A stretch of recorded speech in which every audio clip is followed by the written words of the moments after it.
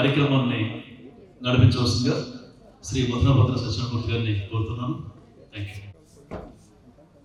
సభకు నమస్కారం. ఒక జయగీతిక, ఒక ఉత్సాహం, సంతోషం తాలూకు వెలువ ఉదయం నుంచి ఇప్పటి వరకు అందరి ముఖాలలో ఎంతో సంతోషం, ఆనందం కనపడుతుంది. ఒక 50 సంవత్సరాల అనుబంధాన్ని అందరూ తలుచుకున్నాం. నాకు ఈ సందర్భంలో ఒక పద్యం గుర్తుకొస్తుంది. ఎందుకంటే ఆవిడ జీవిత ప్రయత్నం చేసిన పని ఏమిటంటే సరస్వతి మాతని ఉపాసించడం.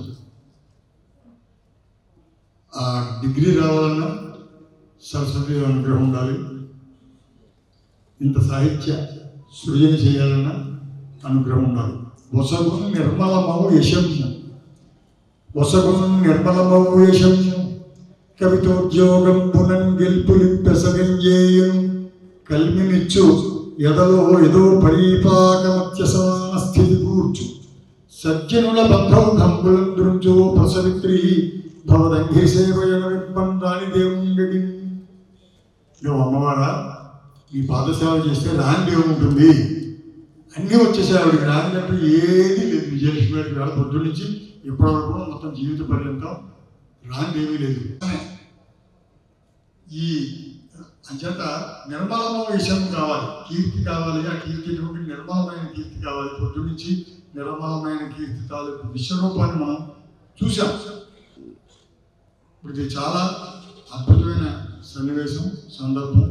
పొద్దుటి సభ అలాగే జరగాలి, ఇప్పుడు జరిగేది ఇలాగే జరగాలి. రెండింటికి మధ్య చాలా వ్యత్యాసం ఉంది.